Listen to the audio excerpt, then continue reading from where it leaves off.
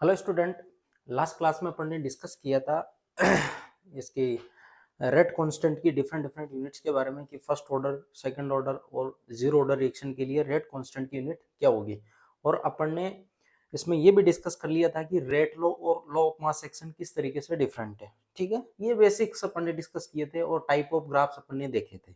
ठीक है, आज अपन बात करेंगे ऑर्डर एंड मोलिकुलरिटी की, और जो फैक्टर अफेक्टिंग है रेट ऑफ रिएक्शन उसको अपन डिस्कस करेंगे। ठीक है, और उसके बाद में अपन इनके जीरो ऑर्डर, फर्स्ट ऑर्डर और सेकंड ऑर्डर जो रिएक्शन है उनकी अपन काइनेटिक्स के बारे में डिस्कस करेंगे कि उनकी जो इक्वेशन है वो कैसे बनती है, और इनकी जो न्यूमेरिकल प्रॉब्लम है वो एक साथ सोल्व करेंगे। ठीक है, तो सबसे पहले अपन बात करते हैं factor affecting rate of reaction.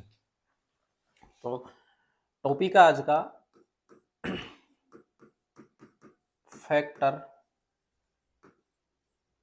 Affecting rate of reaction. तो रेट ऑफ रिएक्शन को फैक्टर अफेक्ट करने वाले अपन को कारक पढ़ने हैं। तो सबसे पहला कारक जो है वो है कंसंट्रेशन ऑफ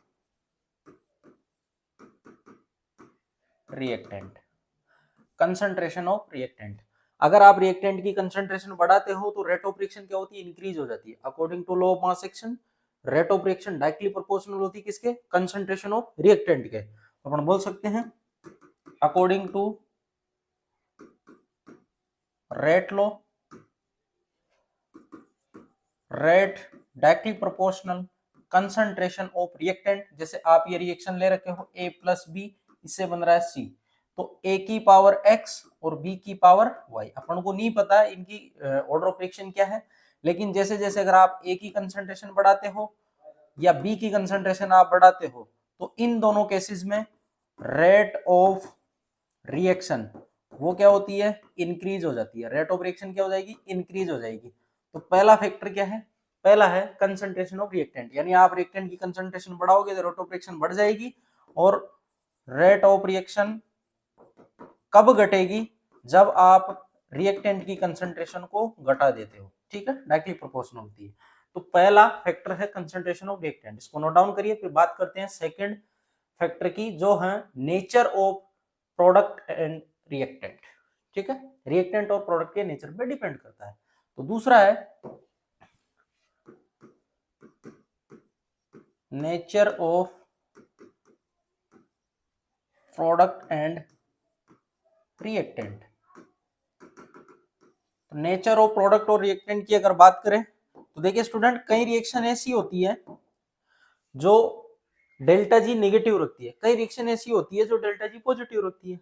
मानिए कुछ रिएक्शन ऐसी होती है स्पॉन्टेनियस, कुछ होती है नॉन स्पॉन्टेनियस। नॉन स्पॉन्टेनियस का मतलब है आप उसको हीट देके करवा रहे हो, डायरेक्ट वो रिएक्शन नहीं हो रही है। ठीक है, कुछ रिएक्शन ऐसी होती है,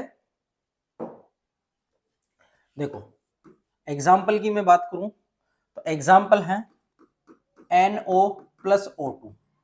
इस रिएक्शन की अगर रेट देखते हैं, ये फास्ट रिएक्शन होती है। अभी मैं दूसरी रिएक्शन लिखूंगा उनके कंपेरेटिवली, ये बना NO2, इसको बैलेंस कर लेना, ये हो जाएगी। दूसरा एग्जांपल लेता हूं मैं CO प्लस O2, इससे बना CO2। ये रिएक्शन स्लो होती है, और उसका कारण क्या है, ये रिएक्शन फास्ट हो रही है मतलब ये बनना चाहेगा। सिंपल सी बात है ना, ये रिएक्शन फास्ट हो रही है मतलब ये बनना चाहेगा, ये रिएक्शन स्लो हो रही है मतलब ये नहीं बनना चाहेगा। ये नहीं बनना चाह रहा मतलब रिएक्टेंट क्या है, स्टेबल है। ये बनना चाह रहा मतलब प्रोडक्ट स्टेबल है। तो रिएक्टेंट और प्रोडक्ट के नेचर पे भी ये डिपेंड करती है। ठीक है, ये स्लो है, इसका मतलब क्या है, स्टेबल। ये क्या है, स्टेबल। ठीक है, ये रिएक्शन फास्ट है, इसका मतलब क्या है, लेस स्टेबल। और लेस स्टेबल है लेकिन इसका प्रोडक्ट क्या है, मोर स्टेबल। और प्रोडक्ट मोर स्टेबल है तो रिएक्शन बनना, रिएक्शन में इसकी जो रेट होगी वो फास्टर होगी। अगर ये CO2 CO2 एज कंपेरेटिवली ये नहीं बनना चाह रहा, मतलब ये रिएक्शन है नॉर्मली होती नहीं है, ये स्लो कंडीशन में होती है। ठीक है, अगर आप इसको हाई टेम्परेचर देते हो तब जाके CO2 का फॉर्मेशन होता है।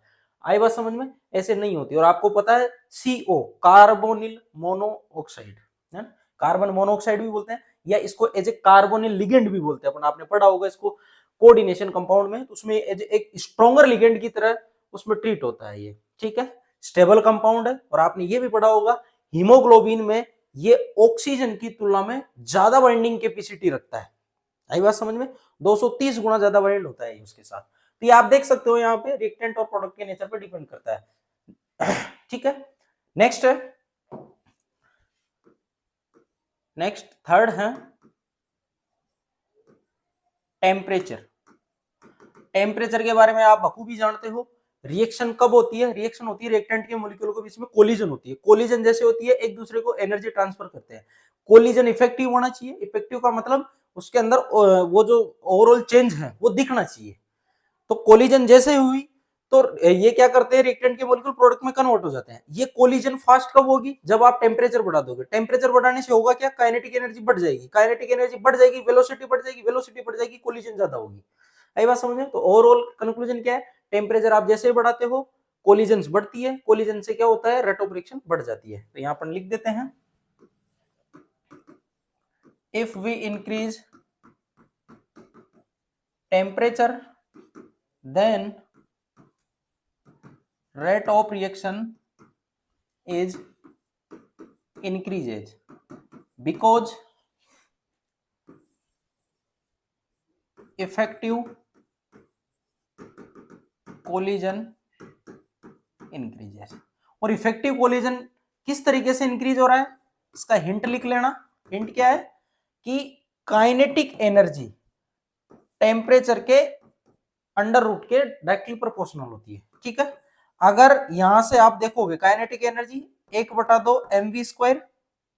काइनेटिक एनर्जी क्या होती है? 1/2 mv²। तो ये भी क्या हो जाएगा? टी। अगर आप टी इंक्रीज कर रहे हो तो वेलोसिटी इंक्रीज होगी। वेलोसिटी इंक्रीज हुई तो क्या हो जाएगी? कोलिजन वो भी इंक्रीज हो जाएगी। और कोलिजन इंक्रीज हुई यानी अब ये ज्यादा प्रोडक्ट में कन्वर्ट होगी। ज्यादा प्रोडक्ट में कन्वर्ट होने का मतलब है कि रेट ऑफ रिएक्शन बढ़ जाएगी। तो ओवरऑल कंक्लूजन इसका ये है। अगर मैं दूसरे तरीके से आपको समझाऊं, आगे पढ़ाऊंगा वैसे मैं, उसमें यह है कि अगर आप किसी रिएक्शन की टेम्परेचर को 10 डिग्री सेंटीग्रेड बढ़ाते हो या 10 केल्विन बढ़ाते हो तो उसके अंदर जो उसका रेट कांस्टेंट है या मैं बात करूं रेट ऑफ रिएक्शन उसकी 2 से 3 गुना बढ़ जाती है। ये आगे पढ़ेंगे जिसको टेम्परेचर कोफिशिएंट भी बोलते हैं। ठीक है, तो तीसरा फैक्टर आप उतार लीजिए।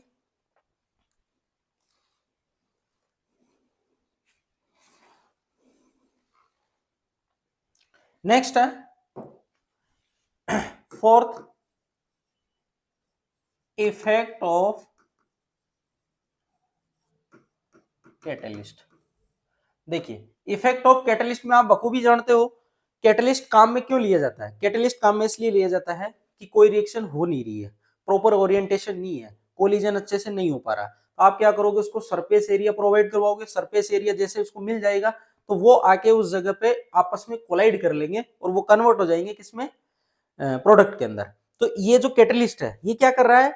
ये उनको एक्स्ट्रा कोलिजन नहीं करने दे रहा। भाई उनको ज्यादा मशक्कत करने की जरूरत नहीं है, उनको ज्यादा एनर्जी की जरूरत नहीं है। तो यानी आपको लोअर एक्टिवेशन एनर्जी पे ही वो काम करवा देगा। देखो ध्यान से समझना, एक्टिवेशन एनर्जी एक्चुअल में कम क्यों होती है? उसका कारण है एक्टिवेशन एनर्जी कम इसलिए हो जाती है कि उनको अब कोलाइड करने के लिए ज्यादा एनर्जी की जरूरत नहीं पड़ेगी। क्यों? क्योंकि कैटलिस्ट उनको सरफेस एरिया प्रोवाइड करवा देता है। आप कोई भी कैटलिस्ट डालोगे तो उसके अंदर बाइंडिंग साइट होती है। बाइंडिंग साइट पे वो क्या करता है? इनको जो रिएक्टेंट के मॉलिक्यूल होते हैं उनको वहां पे बैठा के आपस में वो कोलाइड करवा देता है या उनको जगह दे देता है कि आप आराम से कोलिजन कर लो यहाँ पे। तो इस वजह से वहां पे लोअर एक्टाइवेशन एनर्जी की जरूरत होती है।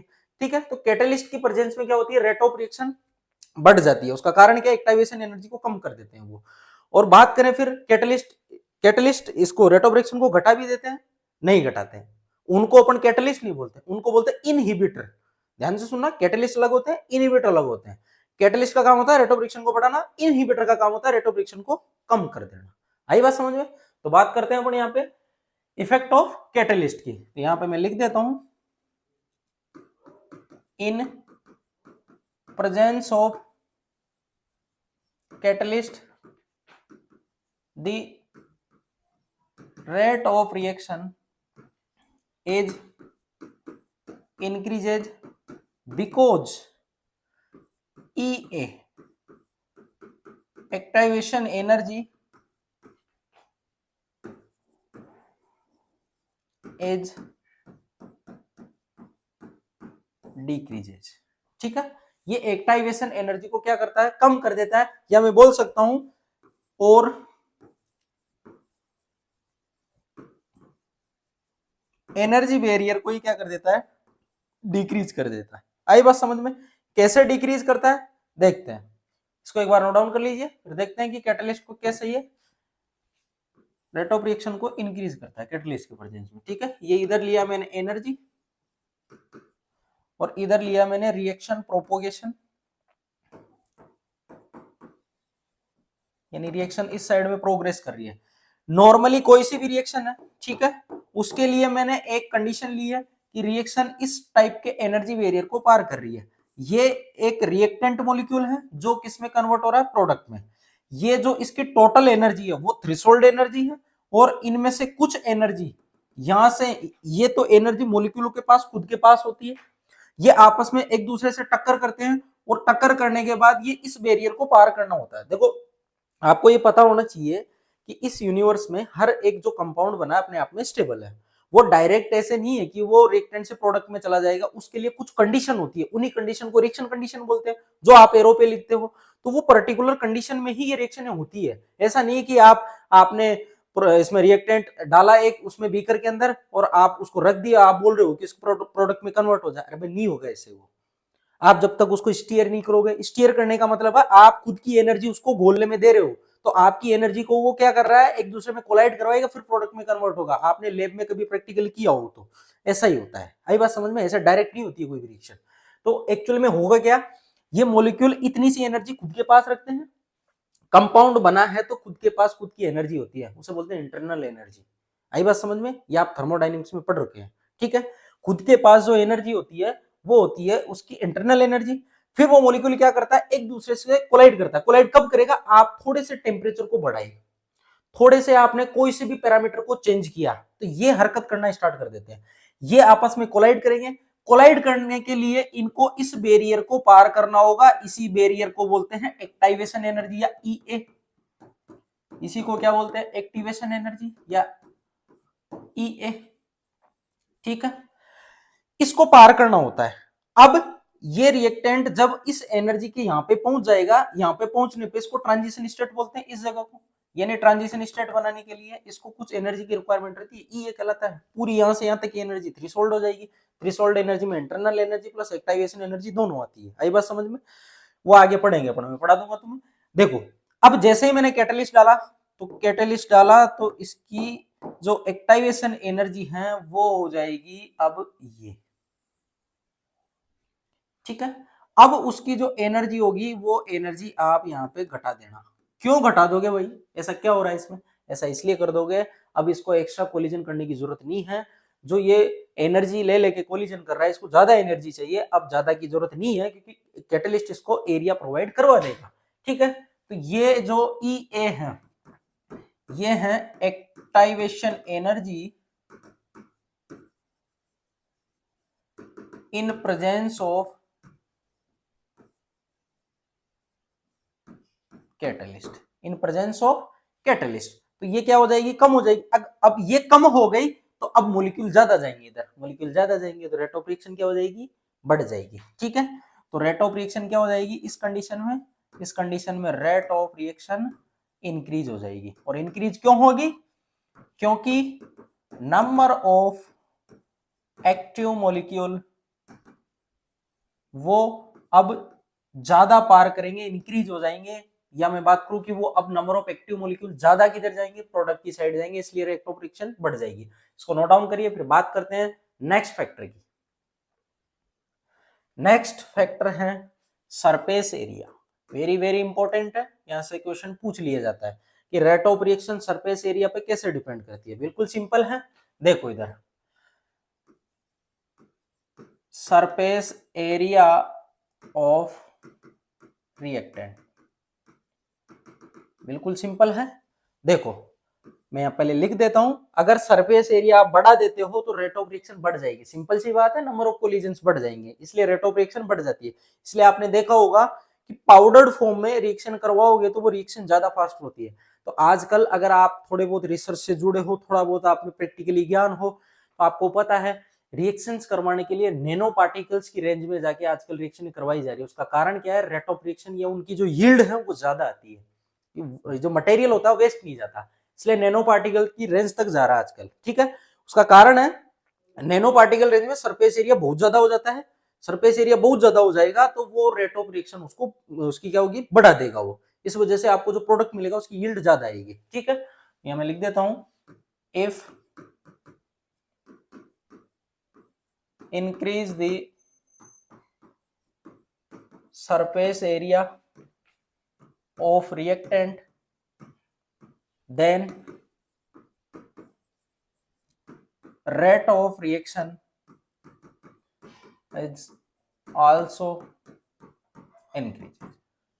और वो इंक्रीज क्यों हो जाएगी, उसका कारण है सरफेस एरिया जैसे बढ़ेगा, सरफेस एरिया बढ़ने से इफेक्टिव कोलिजन बढ़ जाएगी। ठीक है,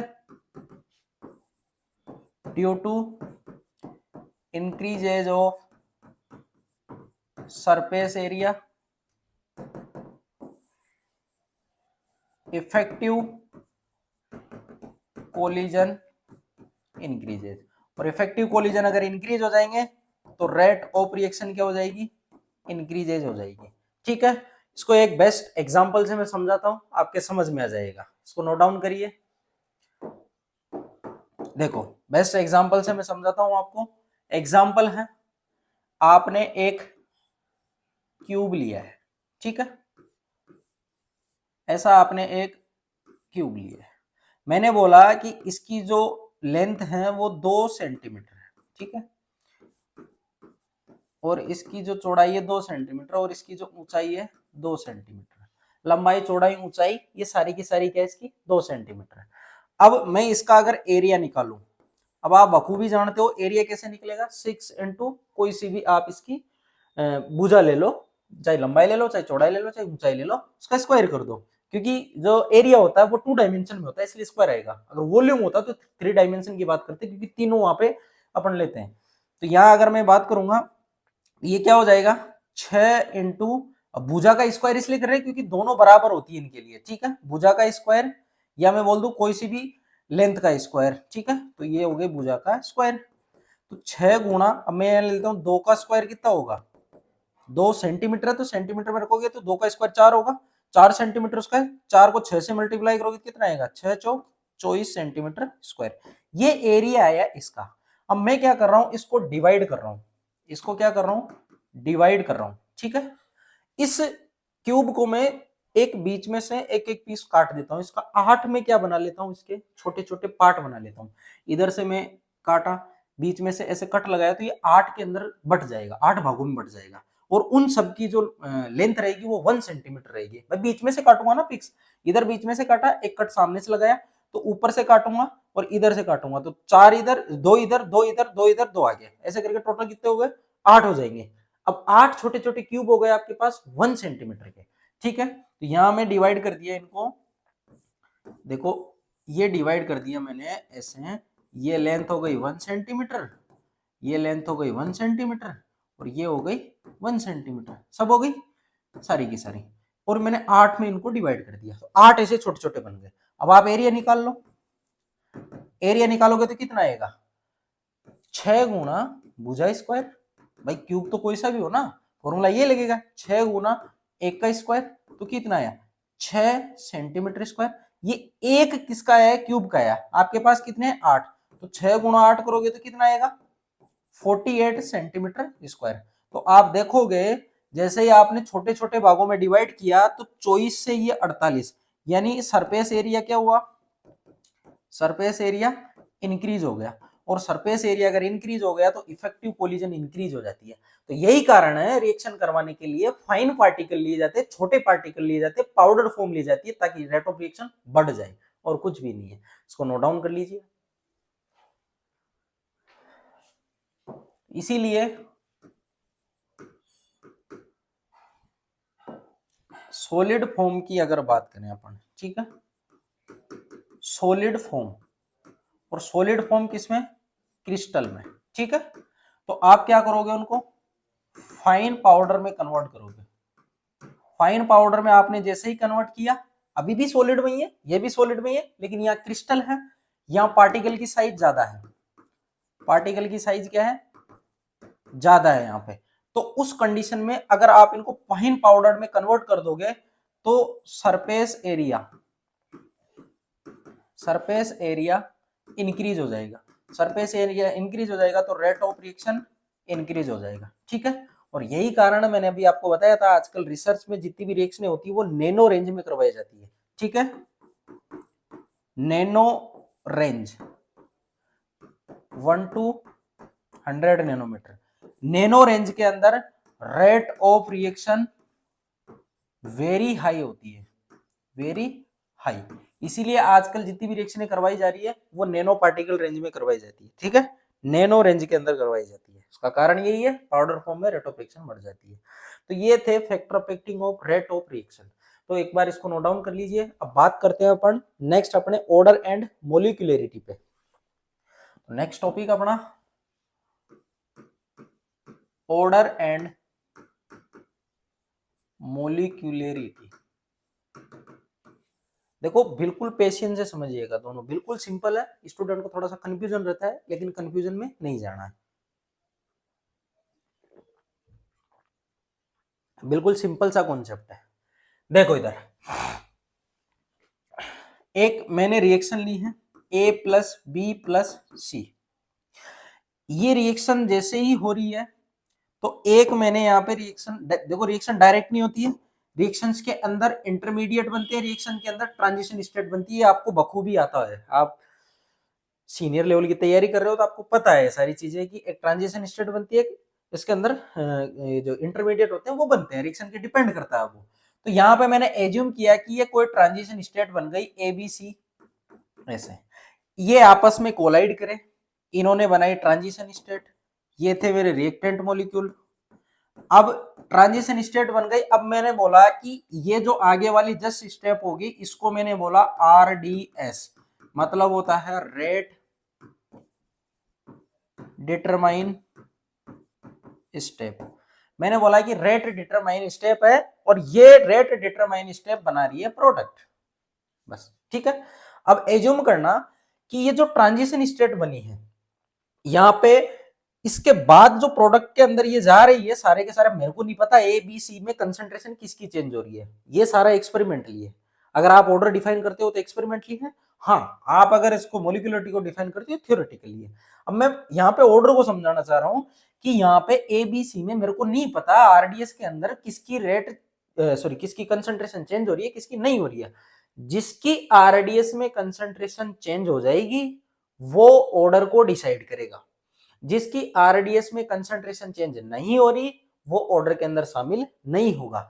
एज्यूम करो मैंने यहां लिखा A and B change it's concentration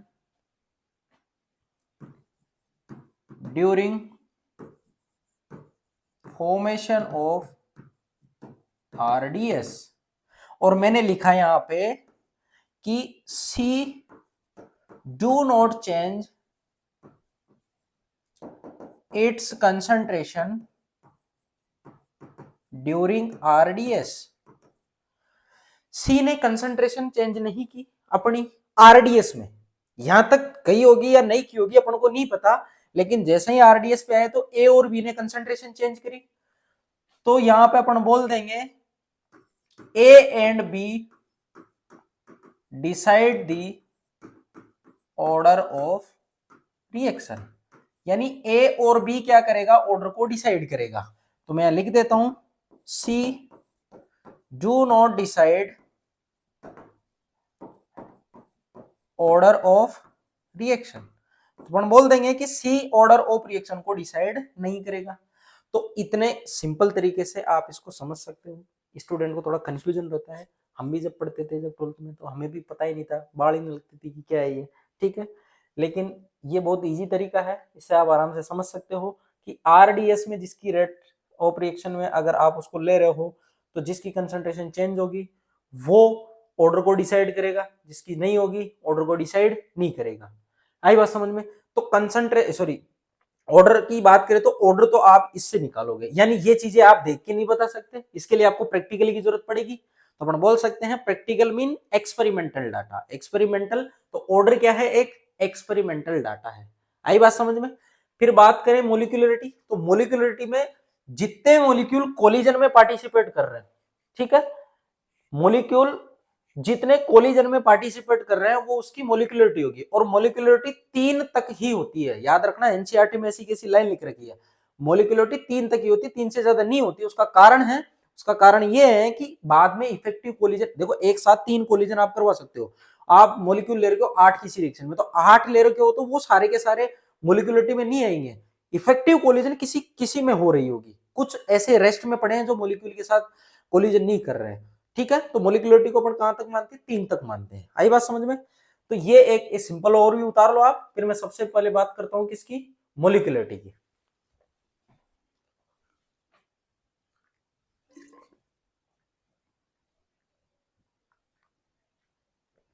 देखो इससे आपको सारा समझ में आ गया।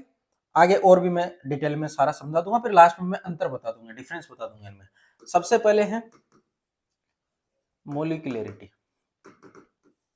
तो मोलिकुलरिटी की डेफिनेशन क्या देंगे, जैसे देखो A प्लस बी ये प्रोडक्ट बना रहे हैं C, ठीक है। तो A प्लस बी आपस में कोलाइड कर रहे हैं, तो रिएक्शन में कोलिजन के अंदर, ध्यान से सुनना, कोलिजन में कितने मॉलिक्यूल पार्टिसिपेट कर रहे हैं वो उसकी क्या होगी, मोलिकुलरिटी होगी। तो मैं लिख देता हूं, how many molecule are participate in collision during reaction is known as molecularity, ठीक है। यानी कितने मॉलिक्यूल उसमें पार्टिसिपेट कर रहे हैं उसको मोलिकुलरिटी बोलते हैं, ठीक है। Molecularity never exceed above 3। ये वेरी वेरी इंपॉर्टेंट है, ध्यान रख लेना, वेरी वेरी इंपॉर्टेंट है, ठीक है।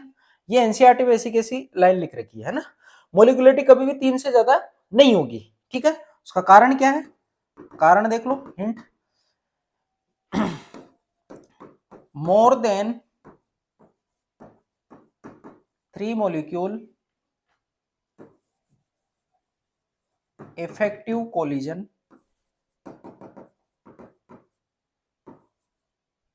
don't takes place, ठीक है।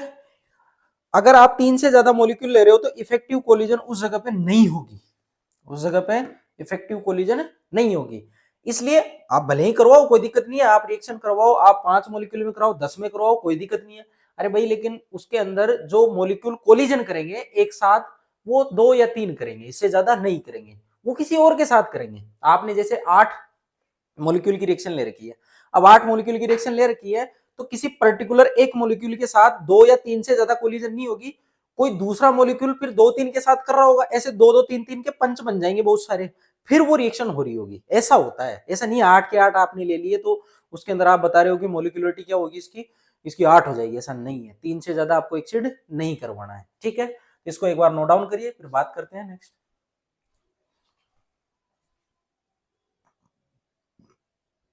देखो इधर एग्जाम्पल की मैं बात करूं, जैसे देखो A प्लस बी ये बना रहा है C, A ये बना रहा है B, ठीक है। ये अलग अलग एग्जाम्पल है, मैं यहां पे लेता हूं 2A ये बना रहा है B, ठीक है। एग्जाम्पल है जैसे 2A प्लस बी ये बना रहा है C। तो यहाँ 3 तक तो आप बिल्कुल आंख बंद करके बोल दो कि इनकी मोलिकुलरिटी क्या होगी। देखो मोलिकुलरिटी निकालने के लिए मैं आपको आगे बताऊंगा, काइनेटिक्स के आधार पर रिएक्शन को 2 टाइप में बांटा गया है, एक तो एलिमेंट्री रिएक्शन होती है, एक होती है कॉम्प्लेक्स रिएक्शन। एलिमेंट्री रिएक्शन वो रिएक्शन होती है जो एक स्टेप में होती है, उनको फिर फर्दर डिवाइड किया यूनिमोलिकुलर, बाइमोलिकुलर, ट्राइमोलिकुलर, टेट्रामोलिकुलर। यानी ये 1 मोलिक्यूल, 2 मोलिक्यूल, 3 मोलिक्यूल, 4 मोलिक्यूल में हो सकती है, लेकिन एक स्टेप में होगी। आई बात समझ में। कुछ रिएक्शन होती है कॉम्प्लेक्स रिएक्शन। कॉम्प्लेक्स रिएक्शन किसको बोलते हैं अपन, ऐसी रिएक्शन जो मल्टी स्टेप में हो, ठीक है, सिंगल स्टेप में नहीं, 2 या 2 से अधिक वो स्टेप में होगी, उसको अपन कॉम्प्लेक्स रिएक्शन बोलते हैं। तो कॉम्प्लेक्स रिएक्शन में आपको मोलिकुलरिटी निकालने में दिक्कत हो सकती है, लेकिन एलिमेंट्री रिएक्शन के लिए आप मोलिकुलरिटी देख के बता सकते हो कि इसके अंदर कितने मोलिक्यूल पार्टिसिपेट कर रहे हैं। ठीक है, तो एज्यूम करना है सारी की सारी एलिमेंट्री रिएक्शन है। तो मोलिकुलरिटी की मैं अगर बात करूं तो मोलिकुलरिटी निकाल सकते हो। देखो आगे कुछ नहीं, मतलब एक एक है, इसकी मोलिकुलरिटी 2 आएगी, इसकी कुछ नहीं है तो 1 आएगी, इसमें 2 लगे तो 2 आएगी, इसपे 2 और 1 3, तो इसकी मोलिकुलरिटी 3 आएगी। तो ऐसे आप फाइंड आउट कर सकते हो। इसको नोट डाउन करिए, फिर कुछ पॉइंट में इसके लिख देता हूं।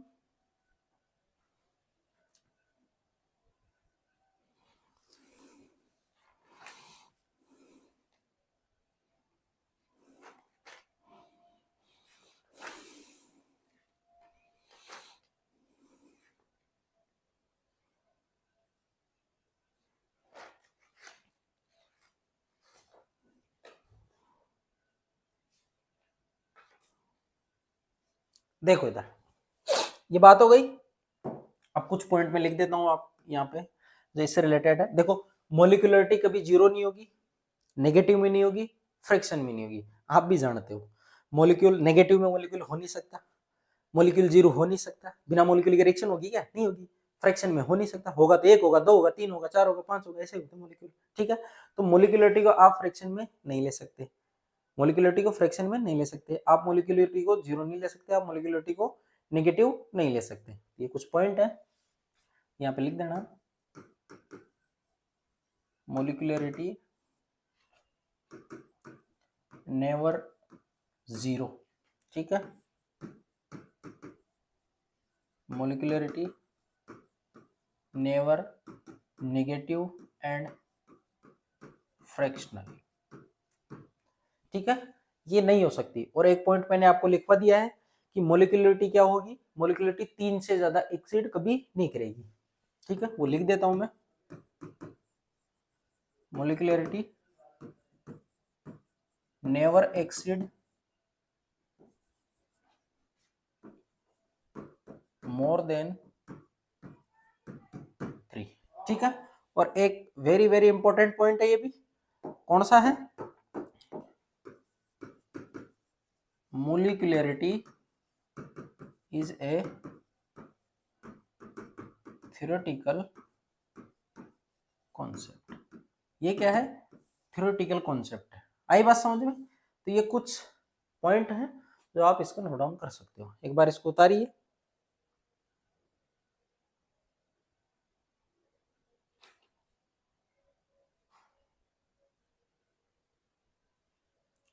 ठीक है, और आप एक ये भी लिख सकते हो उसमें कि ये एलिमेंट्री रिएक्शन के लिए रेफर की जाती है ना। मैं लिख देता हूँ क्योंकि कॉम्प्लेक्स रिएक्शन में आप नहीं बता सकते। आई बात समझ में? ऐसी कई रिएक्शन है जो 4 5 6 7 8 मॉलिक्यूल के साथ होती है, आप उसको नहीं बता सकते ना। It use for elementary reaction. ये जो टर्म है ये किसके लिए यूज करोगे आप, एलिमेंट्री के लिए। उसमें आप यूज नहीं कर सकते। उसमें उसमें आप मोलिकुलरिटी फिर वहां जाके निकालोगे कि आरडीएस में कितने मोलिक्यूल कोलाइड कर रहे हैं। ध्यान से सुनना, कॉम्प्लेक्स रिएक्शन के लिए आपको आरडीएस में कितने मॉलिक्यूल कोलाइड कर रहे हैं, रेट डिटरमाइनिंग स्टेप में कितने मॉलिक्यूल कोलाइड कर रहे हैं, वो चीज आपको पता होना चाहिए। और आरडीएस में फिर जिनकी कंसंट्रेशन चेंज होगी वो ऑर्डर बन जाएंगे, टोटल भाग ले रहे हैं तो वो उसमें मॉलिक्यूलरिटी बन जाएगी। सिंपल सी बात है। आई बात समझ में? वो चीज मैंने आपको पहले बता दी, तो ये चीज आप यहां से देख सकते हो। ठीक है, इसको उतारिए, फिर बात करते हैं ऑर्डर ऑफ रिएक्शन।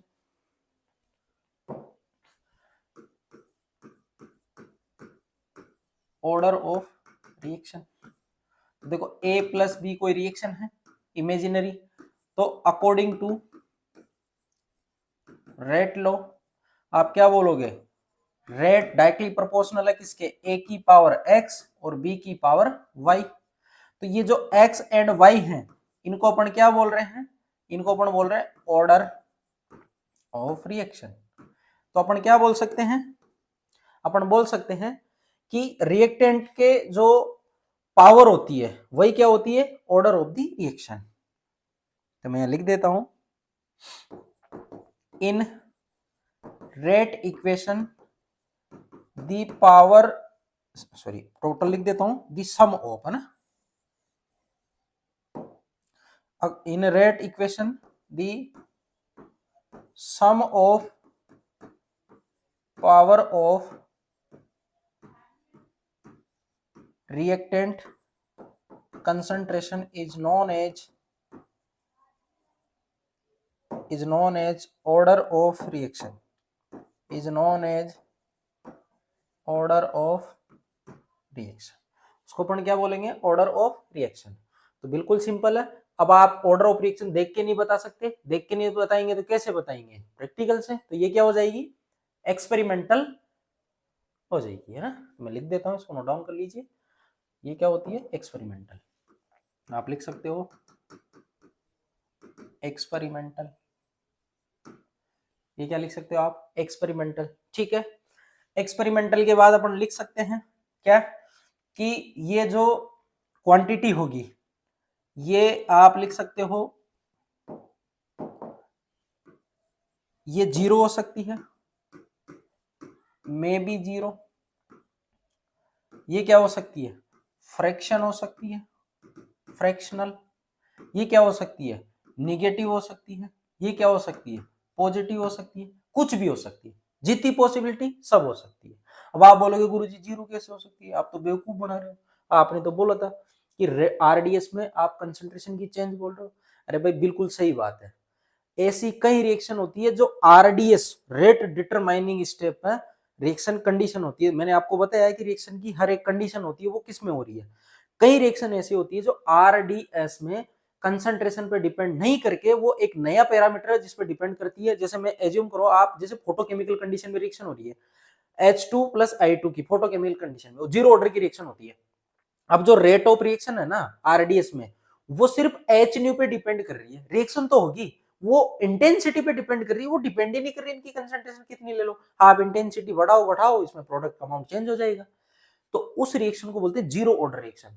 तो कई ऐसी रिएक्शन होगी जिनमें कंसंट्रेशन पे उस पर डिपेंड ही नहीं करेगी, उसकी पावर 0 रहेगी। अब ऐसा थोड़ी होता है कि उनकी कंसंट्रेशन ही 0 हो गई इसलिए नहीं कर रही है डिपेंड, ऐसा नहीं होता है भाई। कंसंट्रेशन बिल्कुल 99% केसेस में वो बात सही है कि आरडीएस में आप कंसंट्रेशन ही लेते हो। अगर आपने फोटोकेमिस्ट्री पढ़ी हो तो आपको थोड़ा बहुत आइडिया होगा कि रेट ऑफ रिएक्शन वहां इंटेंसिटी का भी रोल आता है। आप लिखते हो IAB, AB का मतलब एब्जॉर्प्शन होने वाली इंटेंसिटी, ऐसा पढ़ा होगा आपने। तो वो इंटेंसिटी रेट ऑफ रिएक्शन पे डिपेंड करती है, वो आरडीएस में भाग लेती है, उस जगह मॉलिक्यूल नहीं आते। इसलिए आप बोल सकते हो कि जीरो ऑर्डर रिएक्शन भी पॉसिबल है। वहां कंसंट्रेशन पे नहीं कर रहा, किस पे कर रहा है? अदर फैक्टर पे। इंटेंसिटी हो सकता है, कोई थर्मल एनर्जी हो सकती है, कोई और फैक्टर हो सकता है। आई बात समझ में? भाई कैटलिस्ट की मेटेलिक सरफेस हो सकती है, कई हो सकते हैं। ऐसे मैं एग्जांपल करवाऊंगा जीरो ऑर्डर रिएक्शन के, वहां समझ में आ जाएगा आपके कि ऐसा क्यों हो रहा है। आई बात समझ में? तो ऐसा हो सकता है जीरो ऑर्डर। तो जीरो वाले केसेस में आप ध्यान रखना, रेट ऑफ रिएक्शन यानी आरडीएस किसी और फैक्टर पे डिपेंड कर रही है, वहां पे कंसंट्रेशन वाला रोल नहीं है। ठीक है। फिर बात करते हैं अपन, एक्सपेरिमेंटल हो गई, ये हो गई। ठीक है। अब इसको अपन डायरेक्ट कैलकुलेट नहीं कर सकते, इसको डायरेक्ट कैलकुलेट अपन नहीं कर सकते। तो इसको डायरेक्ट कैलकुलेट नहीं करेंगे तो अपन क्या फिर बात करेंगे इसके लिए? इसके लिए अपन बात करेंगे कि ये एलिमेंट्री रिएक्शन के लिए कुछ स्पेसिफिक तरीके से निकाली जाती है। ठीक है ना। और आप ऐसा बोल भी सकते हो कि ऑर्डर ऑफ रिएक्शन और मोलिकुलरिटी इक्वल हो भी सकते हैं और नहीं भी। तो ये पॉइंट भी लिख लो आप। order of reaction may be equal to molecularity or not। ठीक है। और एक चीज इंपॉर्टेंट लिख लेना, ऑर्डर और मोलिकुलरिटी का कोई रिलेशन नहीं होता है। ठीक है। There is no relation between order and molecularity. ये चीज याद रख लेना, ये वेरी वेरी इंपॉर्टेंट है। इनमें कोई रिलेशन नहीं होता है। बराबर आ रही है तो हो सकती है, किस्मत है उसकी, इत्तेफाक से आ गई बराबर, नहीं आ रही है तो नहीं आ रही। थ्योरेटिकल और एक्सपेरिमेंटल डाटा है दोनों, वो चीज अलग है। वो आप देख के बता रहे हो, वो आप उसमें बता रहे हो। जैसे आपने अगर ऑर्गेनिक केमिस्ट्री में पढ़ा होगा capital D and capital L, ये डी एल कॉन्फ़िगरेशन होते हैं, ये छोटा डी एंड छोटा एल। ये देखो ये डी, ये कभी भी डेक्स्ट्रो रोटेशन को नहीं बताता, ये डी बताता है किसको? डेक्स्ट्रो रोटेटरी या प्लस को। ये डी बताता है किसको? माइनस को। इस डी का इससे कोई लेना देना नहीं है, इस एल का इससे कोई लेना देना नहीं है। ये है थ्योरेटिकल, ये है एक्सपेरिमेंटल।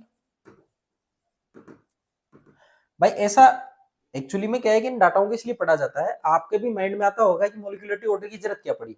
भाई ऑर्डर आप जो डाटा है वो आप प्रैक्टिकल से देख के देते हो, मोलिकुलरिटी का डाटा आप थ्योरेटिकल तरीके से देते हो, तो इजी होता है समझना, इनको परखना इजी होता है।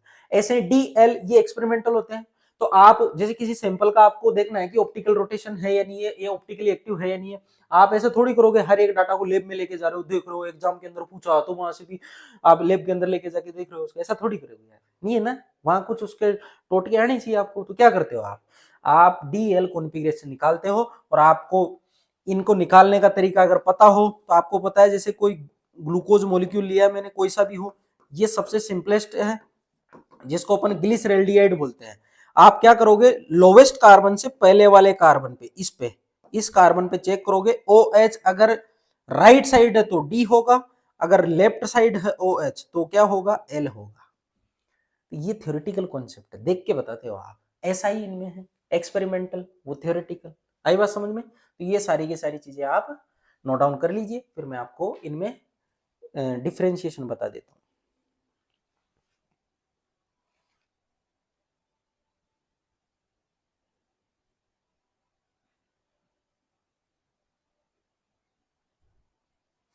देखो इधर,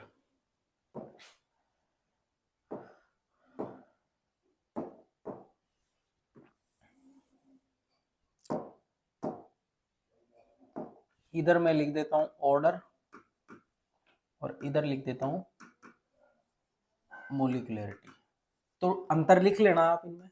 देखो it is experimental, it is theoretical, पहला अंतर तो ये हो गया, ठीक है। ऑर्डर के लिए लिख सकते हैं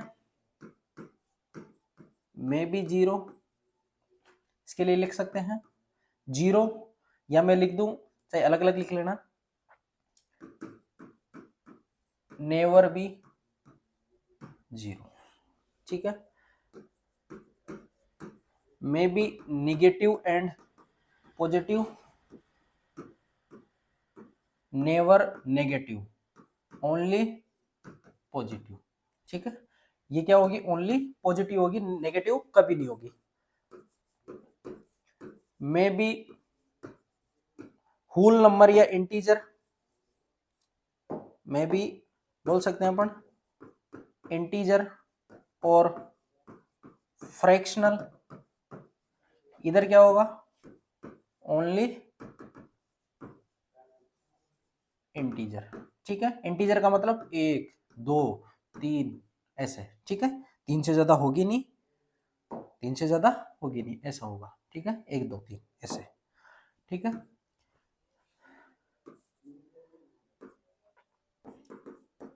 इट एक्सीड हायर इंटीजर, ठीक है, नेवर एक्सीड, नेवर एक्सीड मोर देन 3, और उसका कारण मैंने बता दिया था, इफेक्टिव कोलिजन नहीं हो पाती है। उसके बाद आप बात कर सकते हो, ये ओवरऑल रिएक्शन के बारे में बताती है, ये अपन को एलिमेंट्री के बारे में बताएगी, कॉम्प्लेक्स रिएक्शन में आप इसको नहीं बता सकते, आपको पता ही नहीं ना कॉम्प्लेक्स रिएक्शन में कौन सा आरडीएस होगा और आरडीएस में कितने मॉलिक्यूल पार्टिसिपेट कर रहे हैं, ठीक है। इसमें लिख सकते हैं अपन इट गिव ओवरऑल रिएक्शन, या ज्यादा बेटर रहेगा आप ऐसे लिख दो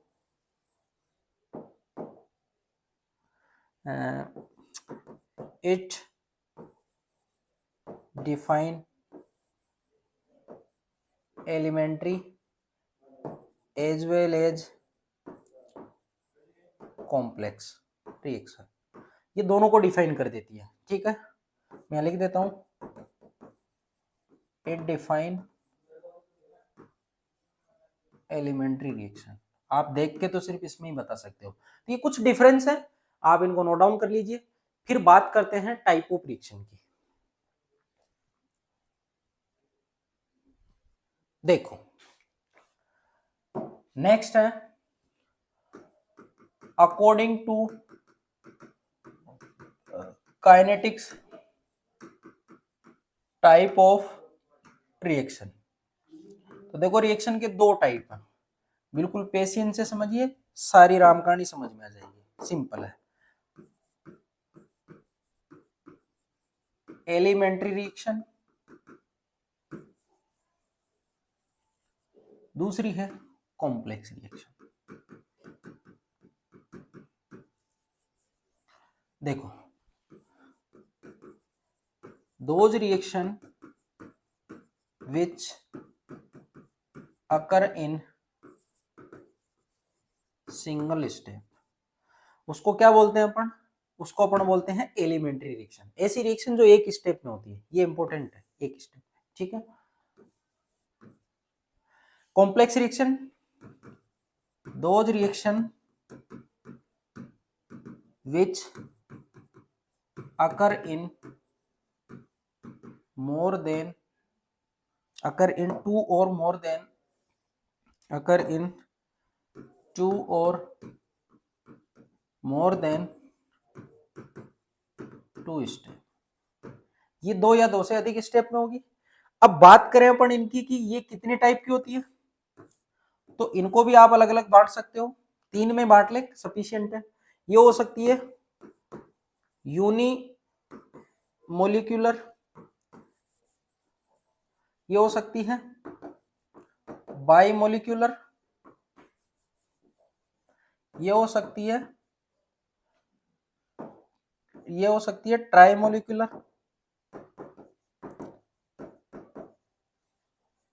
ट्राई मोलिक्यूलर। कॉम्प्लेक्स में अपन को जाना ही नहीं है, उसमें तो सारा डाटा आप वहां स्टेप चेक करके बताओगे कि कौन सा आरडीएस है कौन सा नहीं है, ठीक है। यूनिमोलिक्यूलर का मतलब क्या होगा, नाम से स्पष्ट है, वन मोलिक्यूल पार्टिसिपेट, बाई में टू मोलिक्यूल पार्टिसिपेट, ट्राई में थ्री मोलिक्यूल पार्टिसिपेट, ठीक है। ऐसी रिएक्शन जिसमें एक स्टेप में हो रही है, एक ही मोलिक्यूल पार्टिसिपेट कर रहा है, मतलब खुद के मोलिक्यूल में आपस में कोलिजन हो रही है और वो किसमें जा रहा है, प्रोडक्ट में जा रहा है। ऐसी रिएक्शन जो एक स्टेप में हो रही है, दो अलग अलग मोलिक्यूल के बीच में कोलिजन हो रही है, फिर वो किसमें जा रहा है, प्रोडक्ट में जा रहा है। ट्राइमोलिक्यूलर ऐसी रिएक्शन जो एक स्टेप में हो रही है, उसमें तीन मोलिक्यूल अलग अलग आपस में कोलाइड करके किसमें जा रहा है, प्रोडक्ट में जा रहा है। एक स्टेप में होना चाहिए, एलिमेंट्री रिएक्शन होगी, ठीक है। कॉम्प्लेक्स रिएक्शन के लिए अलग, इसको नोट डाउन करिए, फिर बात करते हैं अपन नेक्स्ट।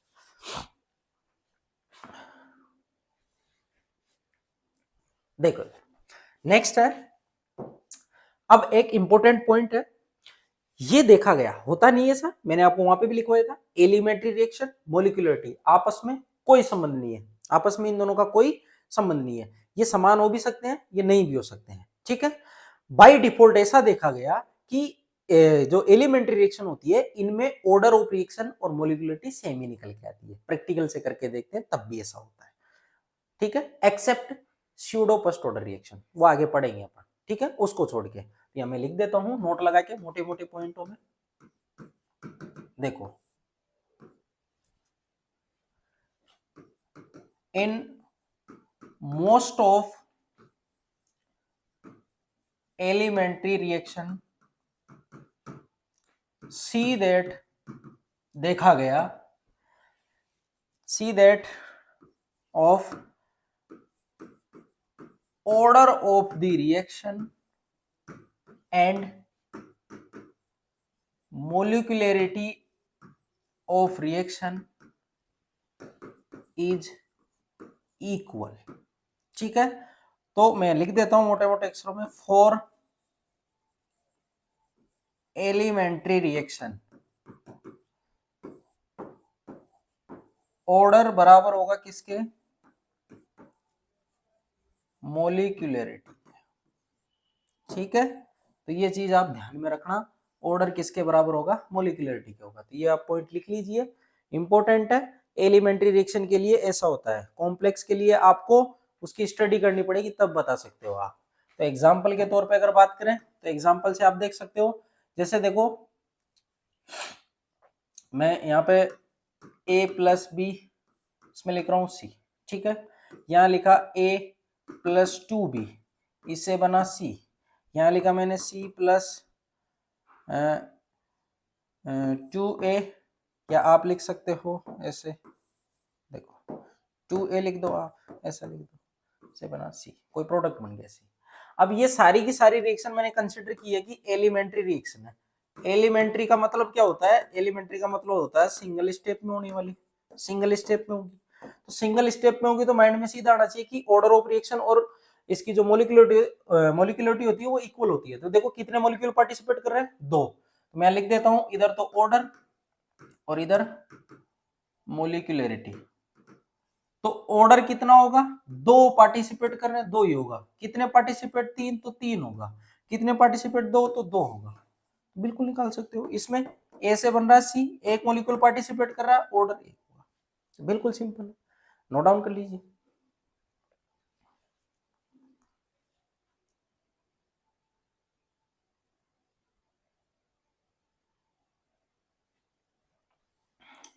ठीक है, तो ये बात हुई अपने किसकी? Order and molecularity of the reaction की। इसमें किसी को कोई डाउट नहीं होना चाहिए। अगर कोई डाउट हो, समस्या हो, तो आप कमेंट करके मेरे को बता सकते हो, मैं जवाब दे दूंगा। ठीक है, ऐसा कोई नहीं है कि आप लेके बैठे रहो कि राम जाने क्या पढ़ा रहा है, ऐसा नहीं है। आप बिल्कुल कांटेक्ट कर सकते हो। आप इसमें शायद इस वाले चैनल पे तो नहीं है, हाँ शायद होगा इस पे, है ना। मेरा टेलीग्राम का लिंक भी है। अगर आपको कोई समस्या हो तो टेलीग्राम का इसमें मैंने लिंक दे रखा, आप वहाँ पे मैसेज छोड़ सकते हो वहाँ पे कि गुरुजी ये समस्या है। वहाँ पे मैंने ग्रुप के अंदर पेपर भी डाल रखे हैं। टेलीग्राम से आप पुराने पेपर वहाँ से डाउनलोड कर सकते हो, वहाँ पे सब कुछ डाल रखा है। बस अब मेरे को वहाँ बचा है तो एक है कि इनकी आंसर की नहीं डाल रखी मैंने, आंसर की डालूंगा भी नहीं मैं, क्यों? क्योंकि मैं ही करवाऊंगा उनको solve। ठीक है ना, ऐसे तो तुम भग जाओगे, ऐसे पढ़ोगे नहीं। ठीक है ना, तो मैं डाल दूंगा। अब बात करते हैं अपन जीरो ऑर्डर रिएक्शन की काइनेटिक्स की।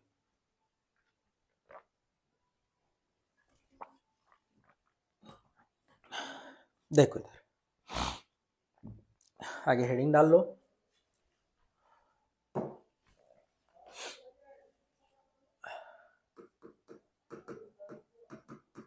Kinetics of zero order reaction.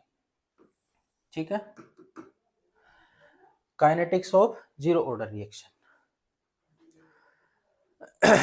अगर kinetics of zero order reaction की बात करें तो इस रिएक्शन को अपन किस तरीके से समझे? ऐसी रिएक्शन जिनमें रेट ऑफ रिएक्शन उसके कंसंट्रेशन की पावर जीरो के क्या हो? डायरेक्टली प्रोपोर्शनल हो। ठीक है, तो यहां मैं लिख देता हूं,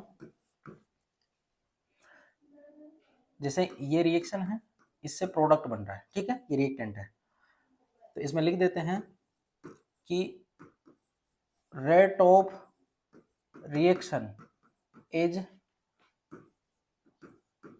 directly proportional to the zero power of reactant concentration। वो कंसंट्रेशन की जीरो पावर के क्या होती है? डायरेक्टली प्रोपोर्शनल होती है। तो अपन बोल सकते हैं कि rate of reaction is directly proportional होगी किसके? वो हो जाएगी, कंसंट्रेशन लिया आपने ए, तो ए की पावर जीरो के क्या हो जाएगी? डायरेक्टली प्रोपोर्शनल हो जाएगी। ठीक है, तो ये इस तरीके से आप जीरो ऑर्डर को रिएक्शन को डिफाइन कर सकते हो। अब बात करें अपन कि आगे इसको कैसे किस तरीके से सोल्व करें, तो रेट ऑफ रिएक्शन मैंने आपको पढ़ाया था। आप प्रोडक्ट के रेफरेंस में भी ले सकते हो, आप रिएक्टेंट के रेफरेंस में भी ले सकते हो। देखो इधर ए से क्या बन रहा है? पी बन रहा है, तो टी बराबर जीरो पे क्या होगा? ये पूरा का पूरा अमाउंट इसी का होगा जिसको अपन बोलते हैं ए नोट, या आप बोल सकते हो ए नोट, ये जीरो होगा। T equal to t time पे आप देखते हो तो ये ए नोट माइनस कितना हो जाता है? एक्स हो जाता है। ये कितना बनता है? एक्स हो जाता है, और इसी को अपन बोलते हैं ए टी। ठीक है, यही बोलते हैं। तो टी टाइम पे कंसंट्रेशन अपनी कितनी होती है? 80 होती है। तो ऐसे आप इसको डिफाइन कर सकते हो। तो रेट ऑफ रिएक्शन अपन लिखते हैं dx अपॉन dt, क्योंकि अपन माइनस साइन को अवॉइड करते हुए चलेंगे अब। ठीक है ना, क्योंकि प्लस वाले को सोल्व करना इजी रहता है। तो प्रोडक्ट के रेफरेंस में अपन डाटा लेंगे, तो अपन बोल सकते हैं यहाँ पे ऐसे बोल सकते हैं कि dx upon dt is directly proportional a की पावर जीरो, रिएक्टेंट की कंसंट्रेशन। ठीक है, अब यहाँ पे लिख दें dx upon dt equal to k a की पावर जीरो, सिंपल है। अब यहाँ देखोगे किसी की भी पावर 0 होती है तो उसका मान 1 होता है, तो dx upon dt equal to क्या आ जाएगा k, यही होगा। और यहाँ पे ये जो इक्वेशन लिखी है ये होती है differential equation, differential equation of zero order. ये क्या होती है? Differential equation of zero order. ठीक है, तो आप इसको एक बार पहले इसको नोट डाउन कर लीजिए, फिर मैं आगे वाला समझा देता हूँ।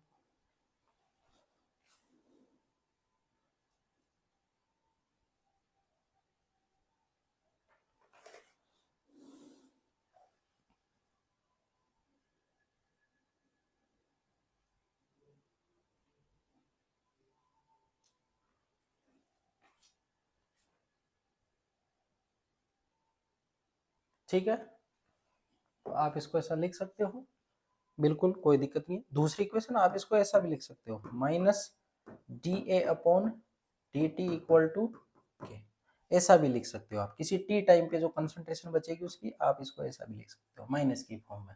रिएक्टेंट के रेफरेंस में लिखोगे तो माइनस आएगा, प्रोडक्ट के रेफरेंस में प्लस आएगा।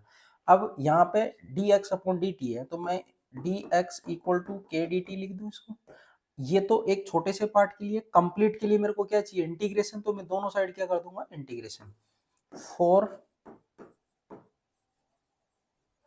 Complete reaction. कंप्लीट रिएक्शन के लिए अपन क्या कर देंगे? इसका इंटीग्रेशन कर देंगे। तो इसको नोट डाउन करिए, फिर बात करते हैं। तो इसका क्या कर देंगे? इंटीग्रेशन कर देंगे। ठीक है, तो ये डी एक्स इक्वल टू के डी टी, यही होगा। अब डी एक्स इक्वल टू के डी टी अपन ने यहाँ पे इसको लिख दिया। तो अब dx का आप क्या करोगे? इंटीग्रेशन करोगे। बिना लिमिट के इंटीग्रेशन करते हो तो यहाँ पे एक इंटीग्रेशन कांस्टेंट आता है। ठीक है, वो क्या आएगा? वो x इक्वल टू के टी प्लस सी, यही आएगा। x इक्वल टू क्या आएगा? के टी प्लस सी आएगा।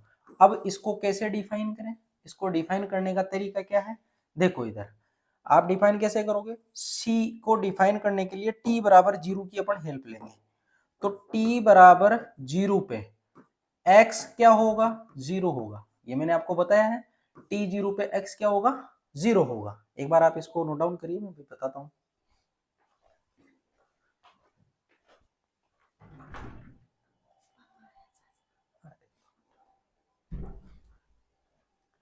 ठीक है, t बराबर 0, ये क्या होगा? x 0। जब x 0 हो गया तो आप यहाँ लिख सकते हो 0 इक्वल टू के इंटू 0 प्लस सी। तो c का मान क्या आ जाएगा? 0। तो आप यहाँ इसको इक्वेशन फर्स्ट दे लो, इसको इक्वेशन सेकंड दे लो। तो मैं इधर लिख देता हूँ according to equation first and second. तो आप क्या करोगे? c बराबर 0 रख दोगे तो x बराबर क्या आ गया? के टी। x बराबर क्या आ गया? के टी। एक तो ये इक्वेशन ध्यान रखना, इसको इक्वेशन 3 दे लेते हैं। एक तो इक्वेशन 3 का ध्यान रखना। ठीक है, अब इक्वेशन 3 से अपन किस तरीके से दूसरी इक्वेशन डेराइव करेंगे वो आप बखूबी यहाँ से निकाल सकते हो। ये जो इक्वेशन आई है इसको बोलते हैं इंटीग्रेटेड इक्वेशन। इंटीग्रेटेड इक्वेशन बिल्कुल सिंपल तरीके से समझ सकते हो। मैंने वन बाय वन आपको सिंपल समझाया। आप प्रोडक्ट को लेके भी कर सकते हो, रिएक्टेंट को लेके भी कर सकते हो। प्रोडक्ट को लेके ज्यादा करोगे आसान रहेगा, क्योंकि प्लस साइन यहाँ पे आप ले सकते हो। माइनस के साथ इंटीग्रेशन करोगे तो थोड़ी डिफिकल्टीज होती है उनमें, इसलिए प्लस को लेते हुए चलो, आंसर वही आएगा। ठीक है, अब मैंने अभी आपको जस्ट बताया था, क्या बताया था? कि रिएक्शन ए से जा रही है पी की तरफ, टी बराबर 0 पे आप इसको ए नोट या ए नोट बोल रहे थे, ये 0 था। ये ए नोट माइनस एक्स था, ये कितना? एक्स था। इसी को आप क्या बोल रहे थे? A T. तो आप बोल सकते हो यहाँ पे कि ए टी बराबर क्या होगा? ए नोट माइनस एक्स। तो मैं x निकालूंगा तो क्या हो जाएगा? x इक्वल टू हो जाएगा a note minus A T, यही होगा। तो x का मान आप कहाँ रख दोगे? x का मान आप यहाँ रख दोगे। ठीक है, इसको इक्वेशन 4। तो इक्वेशन 3 और 4 से दूसरी इक्वेशन निकालनी है अपन को, तो क्या आ जाएगा x का मान? तो a not equal to A T plus K T. A not equal to क्या आ जाएगा? A T plus K T, ये आएगा ना। ए नोट इधर रखोगे, ये माइनस का उधर जाएगा, प्लस में हो जाएगा। तो क्या आ जाएगा? A not equal to A T plus K T. ठीक है, और अगर मैं इसको थोड़ा सा और अरेंज करूं, मैं इधर लिख देता हूं। देखो, अपन को ए टी की फॉर्म में लानी है, तो ये क्या हो जाएगा? ए टी इक्वल टू ये इधर आएगा, वो उधर जाएगा। तो ये क्या हो जाएगा? माइनस के ए नोट प्लस के टी, यही होगा। या आप लिख सकते हो ए टी इक्वल टू के टी माइनस ए नोट, यही होगा। आई थिंक यही होना चाहिए ना। देख लो एक बार, इस के टी को आप इधर भेज दो, ठीक है ना, तो ए नोट माइनस के टी होगा शायद, है ना, मिस्टेक है ना भाई। ए टी की फॉर्म में लाना तो के टी को इधर भेज दो, इसको सही कर लेना। देखो देखो देखो, प्रिंटिंग मिस्टेक है, कुछ नहीं है। ए टी की फॉर्म में लेना तो के टी को इधर भेज दो, तो क्या बचेगा, A T equal to A naught minus K T, या आप लिख सकते हो A T equal to minus K T plus A naught. ये जो इक्वेशन आई है इसको बोलते हैं अपन करैक्टरिस्टिक इक्वेशन। इसको क्या बोलते हैं, करैक्टरिस्टिक इक्वेशन। तो आप इनको एक बार नोट डाउन कर लीजिए। बाकी के फॉर्मूले और इनके जो ग्राफ हैं वो मैं नेक्स्ट क्लास में आपको सारा समझा दूंगा। First order second order complete है, एक क्लास में उसको कंप्लीट कर लेंगे, फिर एक में मैं सारे न्यूमेरिकल समझा दूंगा। इससे आपके थोड़ी ये जो कॉन्सेप्ट है वो अच्छे से डेवलप हो जाएंगे। तो आज के लिए इतना ही, बाकी बात करेंगे अपन नेक्स्ट क्लास में।